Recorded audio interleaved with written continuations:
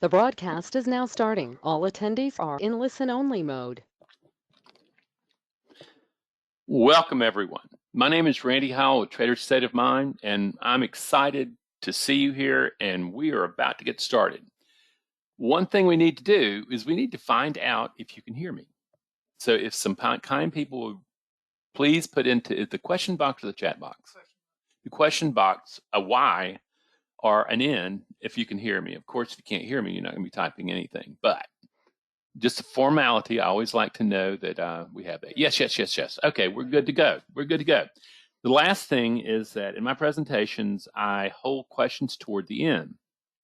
That doesn't mean that you can't present questions so that we have some answers to cover that awkward time after I finish my presentation and before people can type in questions. So I would encourage that, okay? So, yeah, just type them in the question box. That's the whole deal. Dolores likes them in the question box. So let's take a look at this. You know, trading is really more about self-mastery of your psychology under pressure, under uncertainty, than anything else.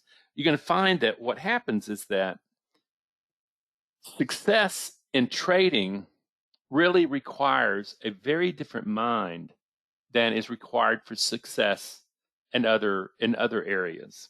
And out of that, in doing that, what we do is we say, you know something, okay, well, let's take a look at that. What does that actually mean? And initially, we're trying to move the slide forward. There we go. Initially, everybody looks at trading and says, you know something, what could be so hard about this? It seems pretty simple. You know, it's like all you have to do is realize that, yes, it's about probability. And it's really kind of simple. There's lots of successful strategies there. And it's like even a caveman could do it. You know, remember that old ad campaign? Certainly a smart person like you, one that works hard and wants the success and is most likely demonstrated success in other areas. And so they think, oh, this is just a natural. This is just going to be really great.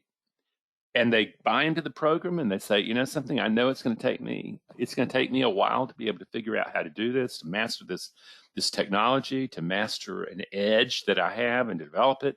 So we get there and go, well, okay, let's do it. Let's learn.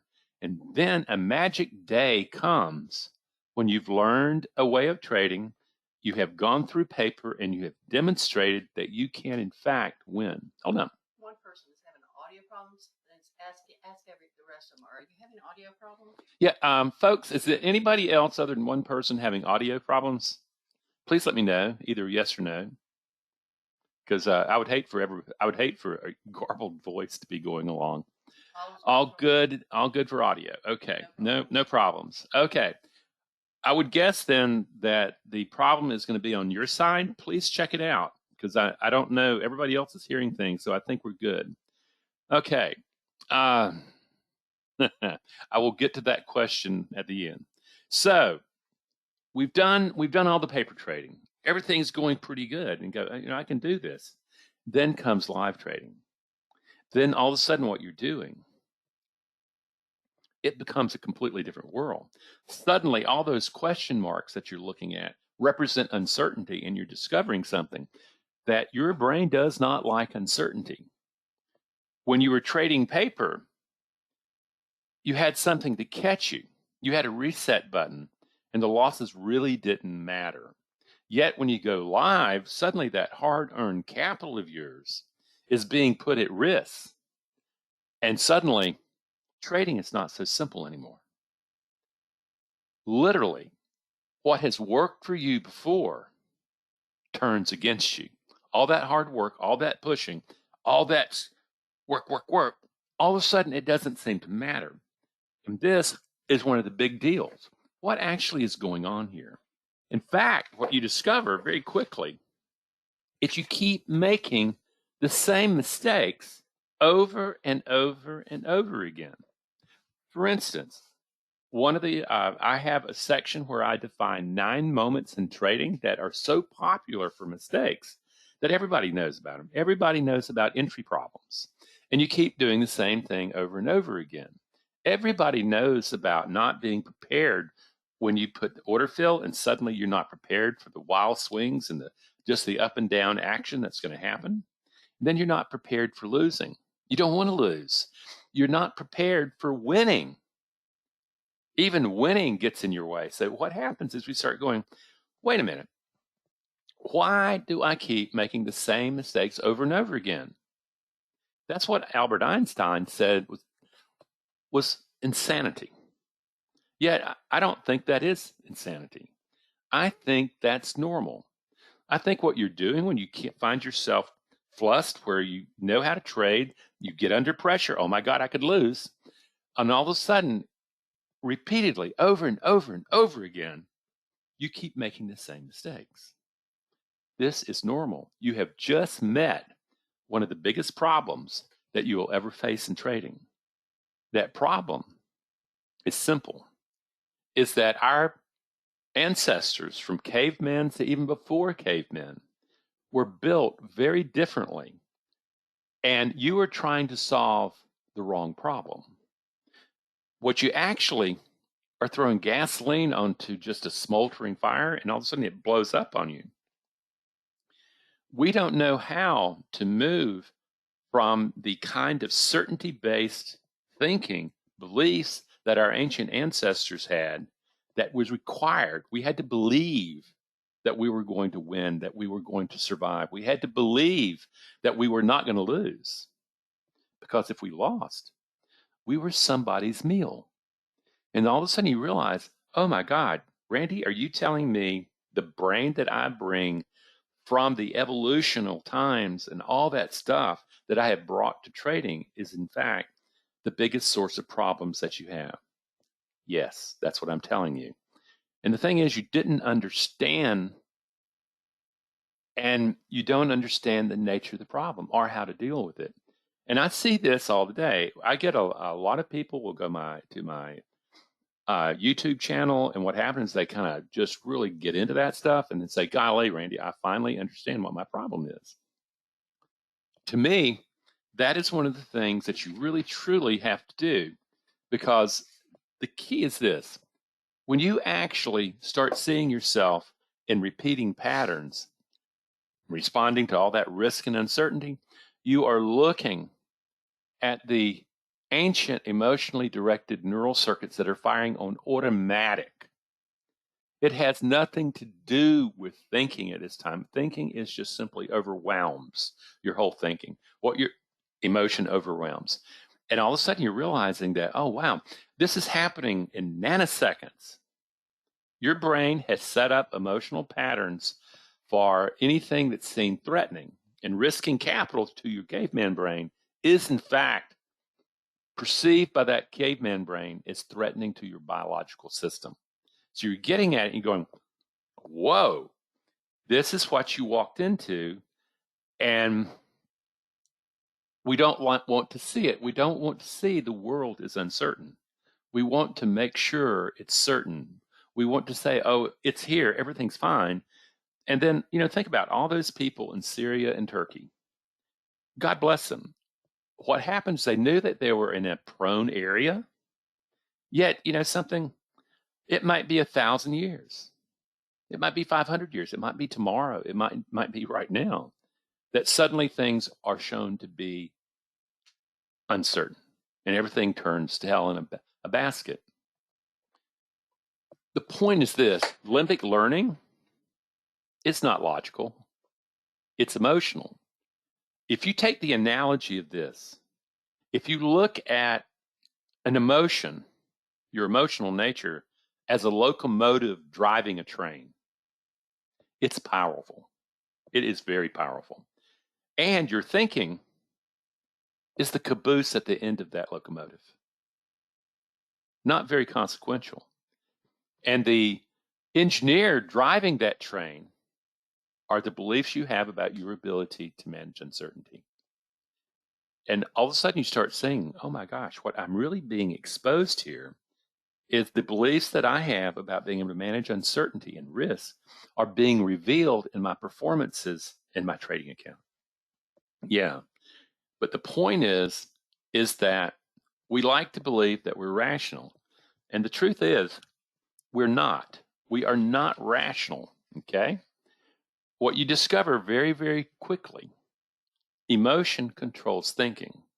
Another way of saying that is all thinking is emotional state dependent. What I want you to look at is when you're watching yourself trade, I love to encourage people to either videotape themselves, take their smartphone, take at least a mirror and watch themselves trade. And what you'll see around the eyes, you'll start seeing the muscles really moving around. You'll start seeing tension arise in your neck and your forehead, body, and all that stuff. What you're looking at that particular time is thinking that is being influenced by the biology of emotion. So the key, though, is you end up doing the way it works is that your brain, from an emotional level, when it runs into something, say, threatening, like loss of capital, it will fall back, particularly under stress, it will fall back to instinctual responses to stress. It will throw out thinking, and suddenly you're acting in nanoseconds, emotionally in a reactive way. And that is what's happened to everyone. And as long as you stay here at this place, you're going to be imprisoned by your instinctual emotional patterns as a response to uncertainty. That's what you're doing. And we all like to believe that we don't have emotions. But the key is that the more willpower you put in, you hit a wall and it just wipes you out. The pattern becomes more ingrained. You are not a rational human being with some emotions. You are an emotional animal that rationalizes. I know that's hard to hear, but it's true. You're a social mammalian. And ultimately, it's all about getting locked up into pattern about how you respond to uncertainty. Trading exposes the implicit beliefs, the ones that are what we would call unconscious, that are really driving the way you perform in your trading game. So we've got that, and the real question is, how are you going to do this? How do you learn to free yourself from these emotional patterns? Because remember, I will repeat this one more time, and I want people to really hear it. It takes a while. A lot of people don't get it. They don't want to get it. Is that you are not a rational creature. It feels so rational. We're sitting here talking and being logical and stuff like that. But Descartes, that guy that said, "I think, therefore I am," was wrong. You are an emotional being who tells stories and alibis to cover whatever the emotional brain has already decided. To think that you are rational is deception. In neurobiology, what is said is that you have never experienced reality, true reality. What you have experienced instead is a virtual representation that your brain is making based on its biases, assumptions, and beliefs. Okay? And that is what you're calling thinking. Understand, you're not rational. And then what happens is that the rational brain starts making up excuses to do this and covers it. It's called a narrative. It's called a fiction. And what you brought to trading is not going to work. Okay? It's not going to work. A few of you will do it. Most end up out in 3 to 4 years, at most 5 years. They've burned through capital. They've burned through the patience of their spouse. They've done all that stuff. And they haven't made progress. They're so close. They're so close. But they don't see the missing link. They don't see how to bridge that gap that you don't understand. And this is where we go. We have to start really, you have a brain to trading that is really all about control. It wants control over outcome. It wants control over living. And again, understand, if you understand that money is a representation of power or lack of power, you begin to say, oh, in power, you control outcome. You control making things happen. you control safety, and you also get status. That's the primitive caveman stuff. And suddenly, so if you're in control, you're good. And on this big, huge global world we live in, it appears to us that we can be in control. In trading, what you have to acknowledge, you do not control outcome. Matter of fact, if you make things happen instead of waiting to see what the markets are willing to give you, you're going to get in trouble. Your predictions may or may not be right. That's why we call them hypotheses. That's why we sit there and go, oh God, this isn't fitting my hypothesis. I'm going to get out with a small loss. But no, your primitive brain doesn't want to take that loss. It sees it as a loss of life, a threat. And so what it does is it fights. And the more you lose it, it's going to fight hard. Now it's fighting for its life. It has to be in control. So what you've brought, the brain that you brought, I mean, this is long before family systems creates and shapes your mind and all that. This is the evolutionary psychology that we bring into the game. Because this is what happens. This is what taking a loss looks like to the limbic system. This was a real fear in caveman. Just even 10, 15,000 years ago, this was a very dangerous situation. There were still big cats like this around. And the key is that it had to survive. Winning meant survival. Not losing meant survival. So you can begin to understand this is that if you truly lost, you were somebody's meal. And every time that you take a loss or you experience a potential loss, what you're doing is you're saying, oh my God, my biological self is being threatened. To your emotional brain, yes. To your logical mind, no. But the thing is your logical mind doesn't really matter. You have to get the emotional brain under management before you can actually start even imagining being able to control the kind of thinking that you're capable of under the stress of trading, under the uncertainty of trading, because you are risking capital, your power, your life to your primitive brain centers. That's where we are, friends. So, and even when there is that, this was a typical day out hunting. And these folks are, you're talking about people who were here anywhere between 40 and 90,000 years ago. They're attacking an animal, God knows how many times bigger than them. And those are big tusks. And right now, if that mammoth started swinging those tusks, he'd be killing several people. What happened though, and this is over trading, this is impulse trading, this is the urgency to act, is there was high reward if you overcame your fear and jumped in and took this animal down, because that would feed your group for weeks. And it would also provide materials needed for living, spoons from tusks, all that kind of stuff. And also, if you were one of the hunters that took that animal down, you got tremendous prestige. You were honored. You were up in leadership, and even more important than that, from an evolutionary standpoint, you got breeding rights. Okay? You got to be able to have the right to project your genes into the future. That's what we're talking about here. Nobody necessarily sees that, but this is what's behind overtrading. This is what's about alpha. This is like going, why in the world? And I jump into this thing. What in the world am I doing? I'm not going to jump on that animal.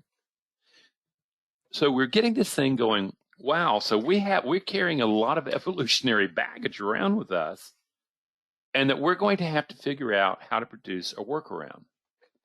That's the deal. How do you work this type of stuff? How do you do it? How do you go about building a probability-based mind to work with uncertainty? First, we have to acknowledge that you have a certainty-based mind built by evolution for survival in the short term. Now what we're doing is we're having to build a probability-based mind to survive, thrive in the long term. That's what an edge will do. An edge is going to extract more capital over time than it gives back in. That's the edge. Caveman doesn't understand that. It understands survival right now. So how do we go about doing this? How do we go about building a probability-based mind? Where do you start? First, you start with understanding emotions very differently.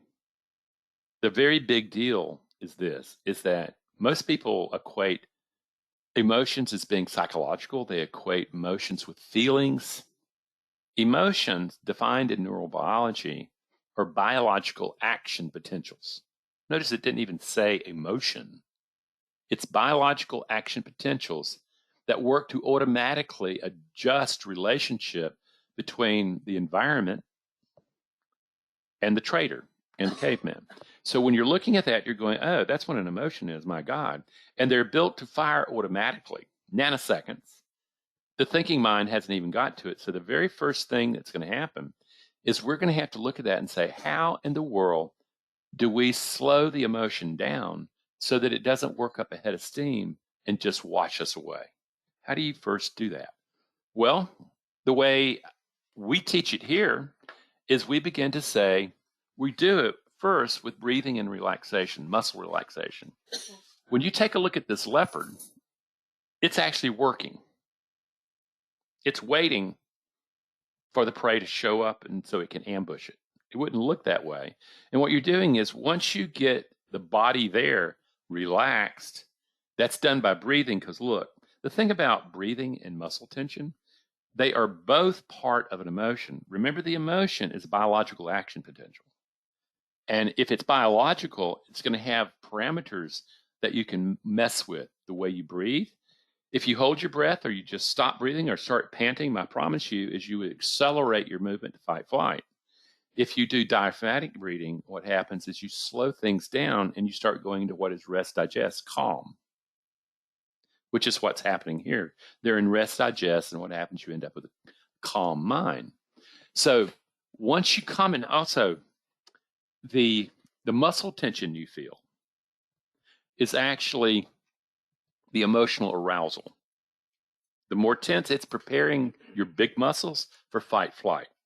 And let me give you an example of how subtle this is. I work with a guy who has been doing very well, thank you, to the point where he's realizing, God, I'm making money. I'm making good money. And all of a sudden, it all blew apart. It all blew apart.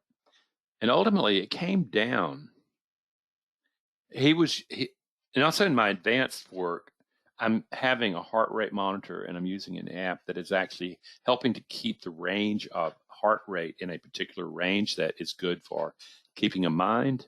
And it just so happens we found his range to be in the mid 70s that allowed him to trade in really a good area. But what happened is that he kept seeing that his heart rate kept sliding up. So the time we finally met, he had moved that range from the mid 70s to 72 to 110. 110 beats per minute is fight flight. Okay? He in order to stay green in the green zone, he wouldn't take a loss, is what he's really doing, but you're seeing it emotionally. He actually changed the parameters of what he said that the mind needed to look like to trade well, to include fight flight. And of course, that really didn't work at all. So the deal is this: with breathing and muscle relaxation, you calm the body, and by doing that, you calm the mind. So now, what are you going to do there? Well, the very next thing, in observation, learning to be able to observe the self, what you discover very quickly is this. And it's pretty profound. We tend to be identified with our thoughts. I thought this, I thought this, I thought that. If you're working with me, this I is an illusionary thing. And what we want to do is go, what is the emotional forces behind that? And how do they represent themselves in the mind? What you discover that you and your thoughts, you and your beliefs are not one and the same. As a matter of fact, my friends, you do not have thoughts. You do not have beliefs. They have you.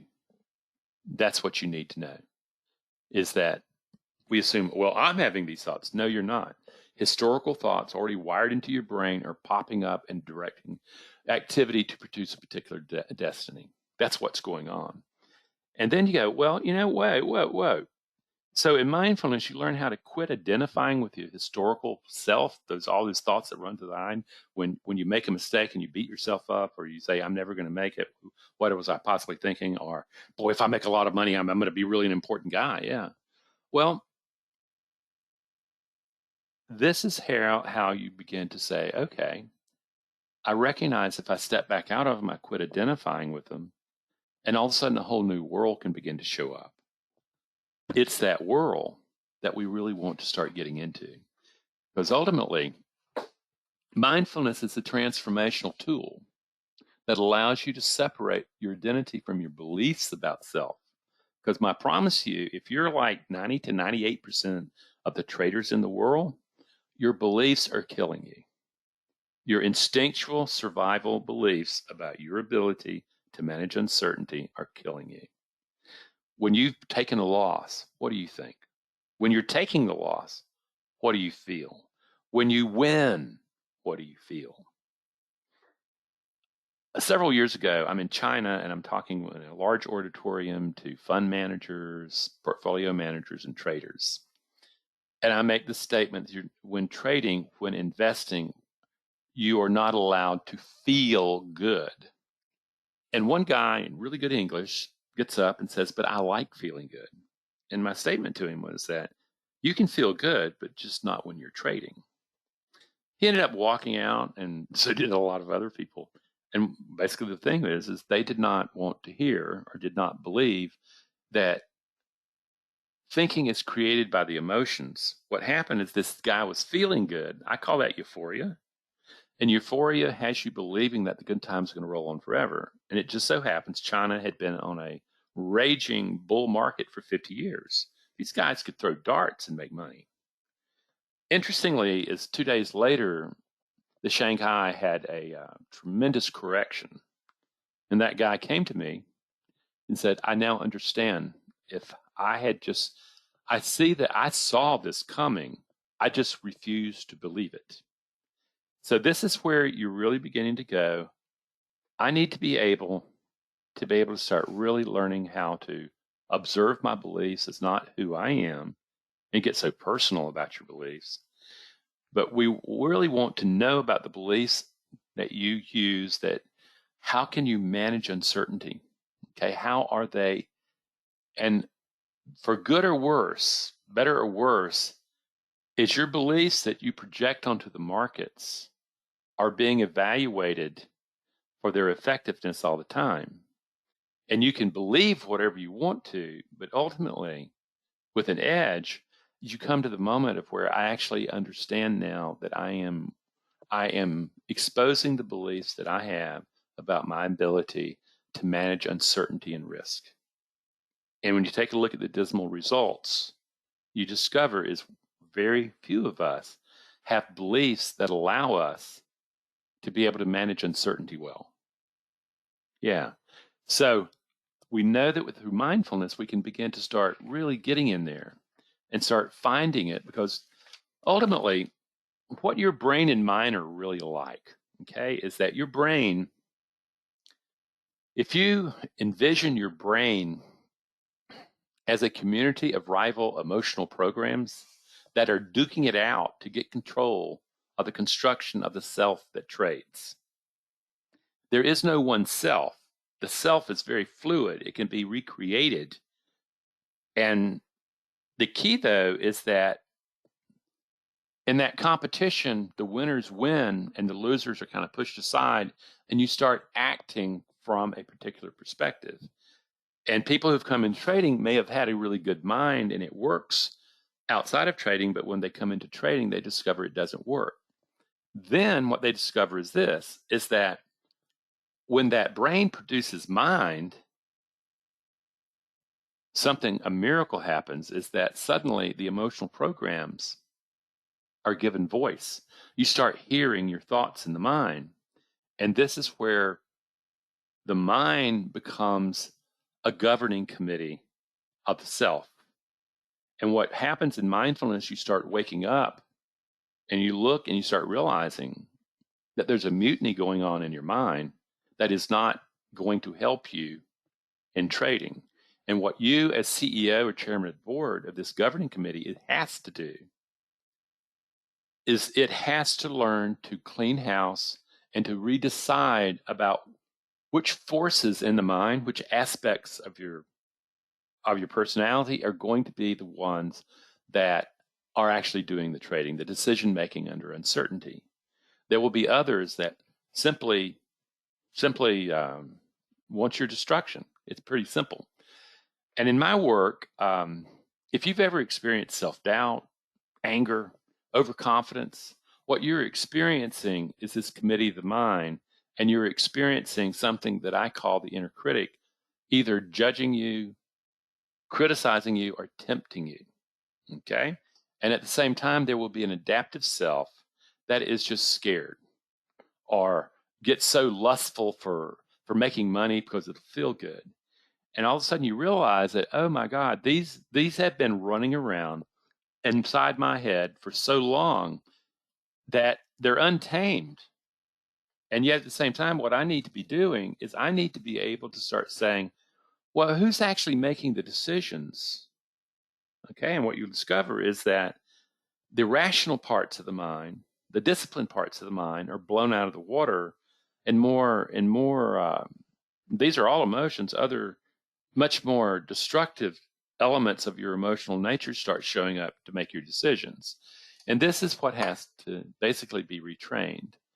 Because in here, what you have, where people are trapped, and until they get past this is a relationship right here between what I call the inner critic, the judge, the criticizes, the tempts, the blames, is in relationship with the adapted voice, something that Carl Jung called orphan, and what is known in some therapeutic circles as the wounded child. And so you're beginning to see that for whatever worse is happening is that the inner critic has your ear.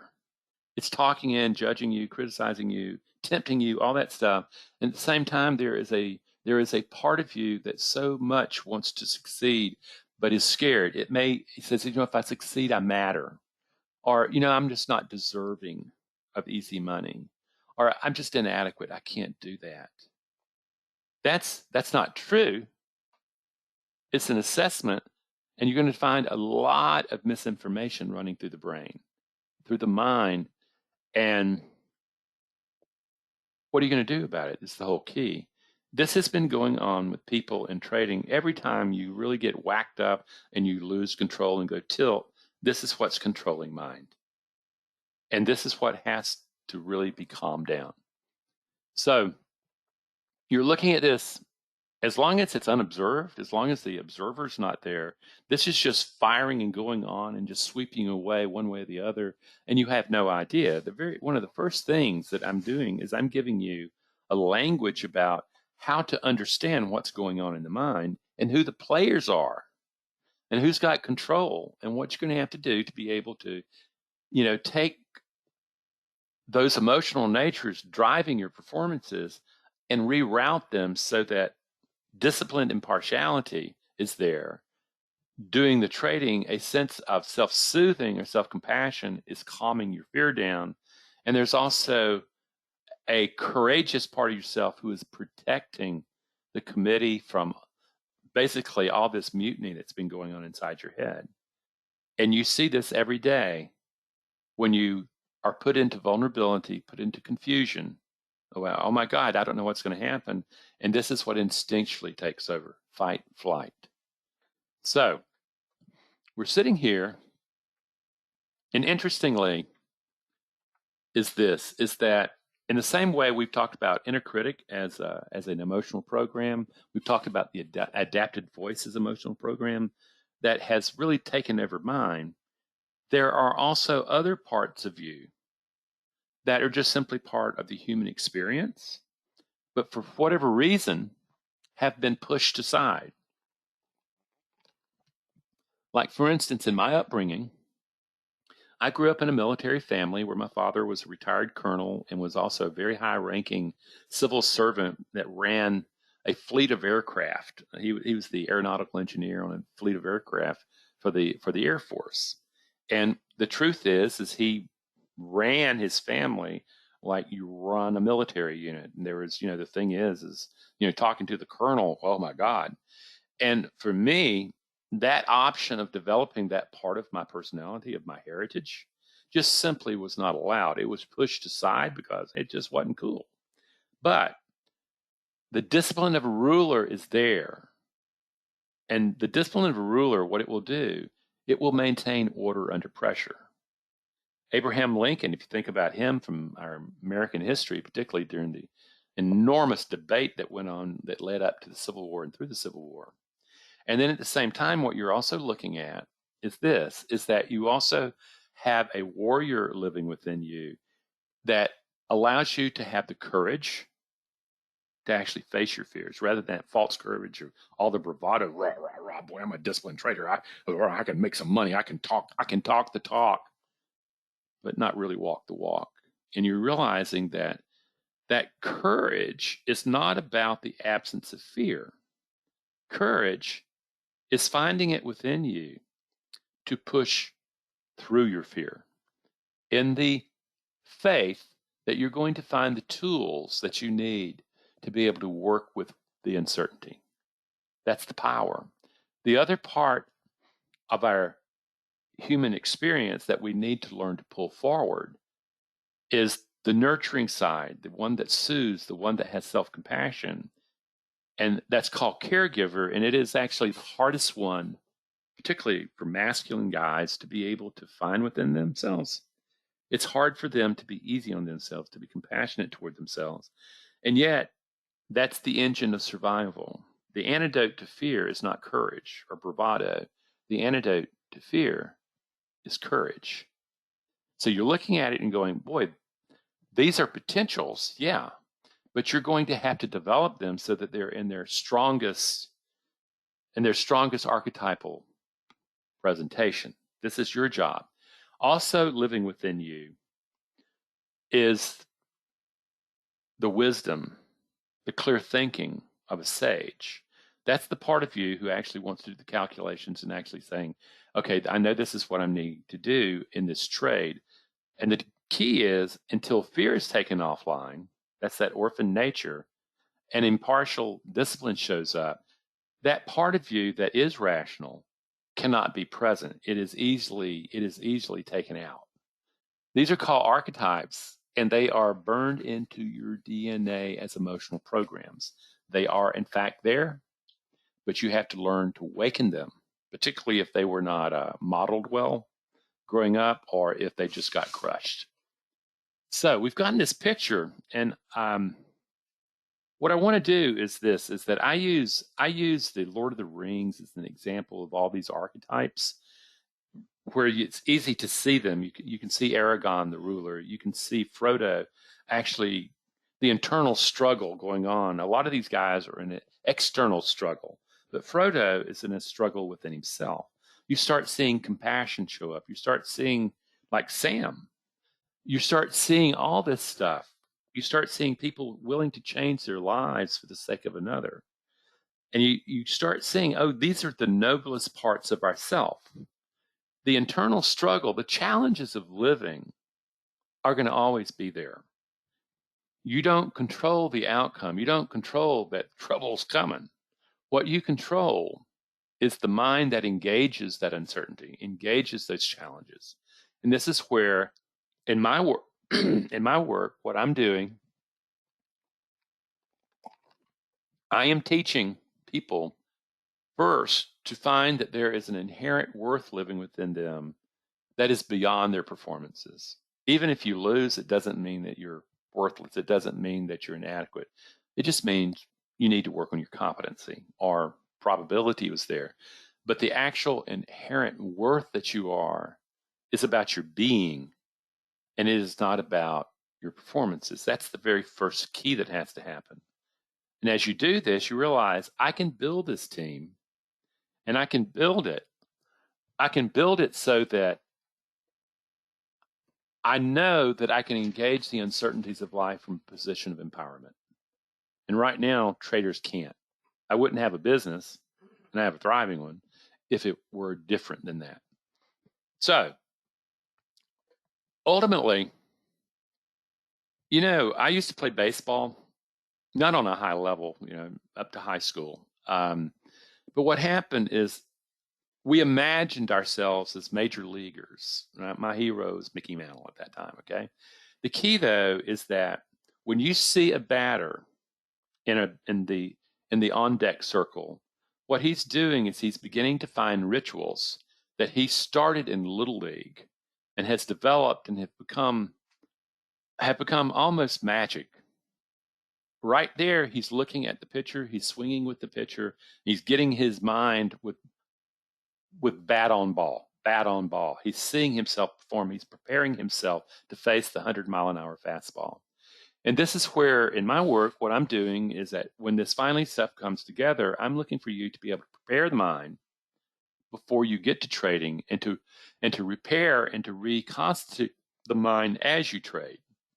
And that means I need a pause where I'm in the on-deck circle. I need to pull the mind together that engages uncertainty. You cannot leave this to chance. You're already dealing with a lot of chance, my friends. You need to control the mind you bring to performance. And it can be taught. And out of that, what you get is that when you take a look at this, it's pretty obvious here that surfer does not control the wave. What happens is that wave is much like the markets. It's just happening, man. However, what you can control is the mind that sits on that surfboard. Yeah. And with that, when you have a chiseled mind, the chances of having a great ride are much improved. If you're already jittery, the chances are that that wave is going to consume you. It comes down to this. You do not control outcome. You control the mind you bring to performance. And if you have a real edge, the psychological edge becomes the mind you bring to performance. With that edge, you improve greatly the odds of landing on the right side of probability more often than not. That's what happens, is that you can control the mind that engages uncertainty. Okay? And it is built around patience. And it's something that all of you will need to do this, is that you're going to have to master your dragons. There's no doubt about it. There's no way, there's no secret sauce. There is no, if I only find the right system, the right this, the right that. No, this is really about, you're the Holy Grail. You are going to turn toward your fears. You're going to master them, because the markets will find those fears out and the dragon will appear, and it will stay that way, okay, until you master it. Trading forces you into that moment. You can live in denial a long time, okay, but not in trading. So you get this thing and you realize, you're talking about one of the top traders of all time, and what you're looking at is, the key to success is emotional discipline. Otherwise, if it were all just smart knowledge and stuff like that, it'd be a lot of people making money. But this is the transition that you're going to have to make. You have to become designer of the mind that you bring. You can't bring the one that you brought. Okay, that's just not going to work. It may work in other areas, but this is the area that we're looking into. And the question is my coursework is about self mastery. It's not about chants and visualizations and mantras. It's literally about, how do you go about producing self-mastery? How do you find these empowered parts of the self, build them into a thinking mind that engages the destructive end of the spectrum? Because ultimately, all humans have both destruction and construction as part of themselves in a non-dual world. And the real key is which part of the self are you going to bring forth? Which part are you going to feed? Which part is going to become the working mind you bring to the moment? So this is where we're at, friends. This is really up to you. It's going to happen for you to find success, and it's something I gave up a long time ago, convincing people that they needed to listen. What we do is, if this is the first time you've shown up and go, who is this guy? He is talking way. I have never heard anybody talk like this. Get my free book. Start going to the website. Start looking at the YouTube channel videos. I've got well over 200 videos up there. Start really going in there and start going, oh my God. Because, ultimately, what I'm talking about is how you go about producing foundational change, not magical change, foundational change. Then you can get my book. You can go through all sorts of stuff. There's a lot of content on my website. The thing, though, is at some moment, it really comes down to how do I change? And we have two vehicles. We have a group course that is 5 sessions with me, and it's webinar. They're recorded because we have people all over the world, and we covered the basic dynamics of how the tools you need to create the mind. The virtual classroom has unlimited access, 24/7, and our next class starts in March. Matter of fact, what day in March? Well, no, that's the meeting. That's the first review session. It's March. Oh, that's the review session. On March 30th. People are registering now. I've got a lot of registrants. Yeah, we've already got people registering. We recommend you do that simply because most people, if you wait to the last second, you're not going to be able to do the rote training on emotional regulation. I'm expecting you to have already done that before you get to the first class. Okay. The last 4 classes have filled up too. Yeah. So. Yeah. So the key is I encourage you to look into this if you're serious about. I know that I need to do something. If you ever register early, we're going to give you a free $200 gift, our emotional regulation workshop. Not because we want to pull you in and sell you on this. We want you to get started early. We want you to have the best chance of creating a psychological edge that we can do, and that's the way we do it. So the other is this, is that we have an individual course. It is highly comprehensive and very personal.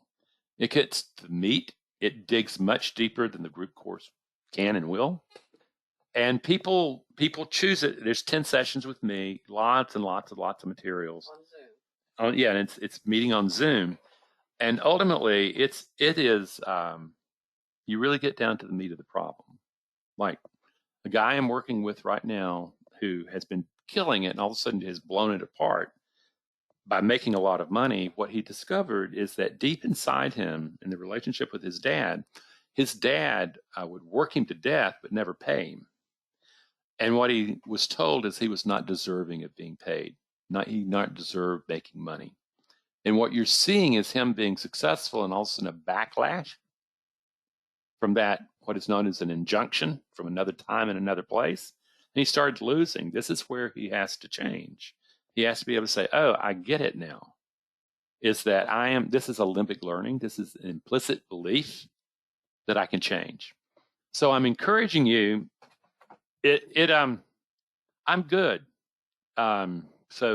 And by the way, there is a guy in here, his name's Zan, who actually helped me. He actually invented one of the pieces that I use in our work. He actually taught me how to pull the trading mind up very rapidly. And he's a great guy. But anyway, I want to thank you, and I want to thank you for being here. I've really enjoyed myself. And now we'll take questions while they're here, and one's already here. This is Todd. So Todd, who wrote you? This is Todd. Okay. And Todd, you actually asked some very complex questions that do not have rigid answers, just to let you know. Approximately how long does it take to cover the material in the emotional regulation bonus? It's about an hour and a half to 2 hours. And if you use it properly, you can start practicing with the guided meditations and the setups that we're setting up. So people would be doing that, and they would be probably occupying an hour to 2 hours a day. How much time is recommended each day to practice the emotional regulation tools? Well, I can tell you this is where it's squirming. is that I would recommend that most people end up spending about 2 hours a day, and they have to create time. You know, a lot of people use time in their cars. You know, we have audio books, we have all sorts of stuff that help people use things. People run with them, they all sorts of things, but we look at it as 2 hours, and some people who are highly motivated more. How much time is estimated to cover the 101 materials before 102? I want you working with the materials for 3 weeks. 4 weeks is much better. It takes I'm asking you to start changing the way your body responds to uncertainty. You're not going to do that by doing a couple stupid breathing exercises and think you got it. You're going to have to start instilling them while trading. That it takes 3 to 4 weeks. How much time is recommended each day to practice the materials covered in 101? Same deal, about 2 hours a day. But I also consider while you're trading is part of the time you're working with materials. What are the factors you would consider when deciding on the group course versus the individual course with Randy? Well, it boils down to this, is that people who generally take the group course either can't afford the larger course, or what happens is they want to find out if this Randy Howell guy actually knows what he's talking about. And what happens is what it will do is it will give you a good foundation. And we for nearly 15 years, we've had really rave reviews about the group course. The individual course is for those people who want mentorship. And they say, I can have Randy Howell as my mentor going through this. And they choose that because I personally am of the belief that if you want to really change, what you do is you go find a mentor, a teacher, and you study with him in person, if possible. And, you know, now Zoom has arrived and things like that, but the major movements I've made in my life have been due to me finding really good teachers and submitting myself to them. So there you go. Can we get the recording of this webinar? Yeah, it'll be available tomorrow. On our website. Homepage. Yeah, and I would say it'd be on the homepage, and it will also, it'll probably be by noon. So there you go. I live in Dubai. We get Dubai. How can I get your book? The ebook. Please get the ebook. Please do not. Please. We do not ship right now. Oh yeah, we're not shipping right now. Get the ebook. Get the ebook. Okay, that would solve the problem. Thanks, Randy, for everything. I had a winning strategy, but my position sizing is wrong, and I keep making the same mistakes. Please, any advice to correct it? Start taking these courses. Look, I'm going to tell you something. You're not going to find magic.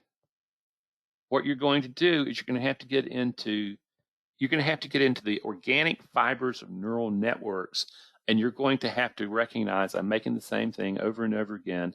Obviously, there is a belief behind this repeating of patterns that I'm stuck in that you're going to have to expose. And you're going to have to learn to be able to have compassion for that, because that's how change happens. You're going to have to find the leadership. You're going to have to find the soothing. You're going to have the courage to face it. And you're going to have to think through it. But in terms of there is no magic. Here's Charles. I'm about a month into using the meditations, and I'm working with the workbook. I'm now getting all right at catching and observing thoughts throughout the day outside of trading. What is different about the emotional regulation workshop? After going through the No, that's somebody else. Oh, well, thank you. What is different about the emotional from the getting just the individual meditation? What happens is the emotional regulation workshop is a condensation of that. It covers the same thing, but it does it in an hour and a half. And I think it's a good tool to listen to work with. But the truth is I'm looking for reps. I'm looking for you to do the work of reps so that when you come in, you have at least a fighting chance of having established a pattern that we can start building from. Bill? This is from Bill. A trading coach will have their student use paper trading in order to master their trading techniques. Yes, the student, if they're serious about learning to trade, will treat paper trading as if it were real, which can't be done, by the way, Bill. I see that trading coach like to a sports coach who expects their players to treat practice games, yes, as if they are real games, or a master machinist who expects their apprentices as if they're going to make accurate practice workpieces as they're going to a customer. Does the mind of the trainee differentiate between serious paper trading and under the direction of a coach versus someone paper trading on their own? Well, if you have a coach, at least you have somebody you can have some compassion for and give you direction. I don't agree with Bill. I don't agree with your premise. There is that I personally have found there is a massive difference between paper trading when, even though you juke it up at visualizations and things like that, it's the money is not coming out of your account. You're not facing in caveman stuff. You're not facing death and having to fight like hell to get it to live. And the moment you go to money, everything changes. You talk to any trading coach, and that's the big deal. A lot of people can trade paper pretty darn good. They go to paper and they go to live, and all of a sudden they realize they have beliefs about their ability to manage uncertainty that have been pushed aside, or their implicit beliefs that have to be rooted out, found, worked through, and healed. How much is a group course versus the individual training? The group course is that's the individual. Sorry, the individual is $12.95, and it'd be broken down into 5 payments. And the group course is basically that's the group course. Yes, and the individual course is basically $4,000, and it can be broken down in 3 payments too, if necessary. And those are U.S. dollars. So, that's it. Well, friends, Well, we have to ask this one too. we have a couple minutes. Here's from Chris. What part does Machiavellian intelligence help with your trading? I have no idea what Machiavellian intelligence is. I don't know what that is, so I can't answer that, Chris. Here's Simone. Hi, Randy. Thank you. I've noticed after a win, I regress and start using old bad habits. There you go. You get the euphoria, and before you know it, you're toast. Here's Kevin. What I have noticed going through your content is that I was trying to make myself large and in charge with accomplishment in trading in other areas to really cover up my sense of inadequacy. Yeah, that's what the whole game's about. Nobody realized that the most powerful self-development, self-mastery is learning to trade, because you're going to meet every one of your demons, and you're going to have to master them if you're going to become successful. And most people just simply aren't up for it, and I understand that. From Todd, I am not yet profitable on paper. Am I best to concentrate on technical skills, or will this work with getting to profitability? The deal is, when a lot of people are not successful with trading paper, is that they simply also are bringing their psychology into the moment. You know, if your trading coach is telling you that you're just making all these mistakes that you don't know, what I would also say is, I know people who choke on paper. It just depends on your personality and where you start. With some people, I've actually started when they walk to the room, because they already have a sense of dread before they turn on machines and things like that. That's what you have to learn to do. Great session. Thanks. Do you tap? How do you tap your neural networks? I don't use that type of technology. That's just not relevant for me. So I think that's it, guys. I think that's it. I have not heard anyone explaining about trader psychology better before. Well, thank you. Thank you very much. I really want people to understand what they're walking into. I really do. Hope you understand my concern. The existing one is a bit expensive for me, so please give me any suggestion. Go to the group. The group is what? Hundreds of, No, there's no. Is there any chance of getting the group course under $500? No, it's just not possible. And you know what I'll do is I'll make an apology to people from India. I know that it's an enormous amount of money. at the same time, if we start doing stuff like that, first of all, I live in U.S. dollars. I don't live in the Indian currency, and it's just one of those inequalities that I I I see it's there, and I wish it were different, but I'm a capitalist, so I have to make money to be able to spread my message. But I appreciate it. Okay, folks, thank you. Thank you, thank you, thank you. It is time for us to cogitate this and think about this. And tomorrow morning when you trade, what I would really love for you to is record yourself, or at least have a mirror, and watch the emotional nature on your face and in your body as you trade. Take care. Good luck, and be well.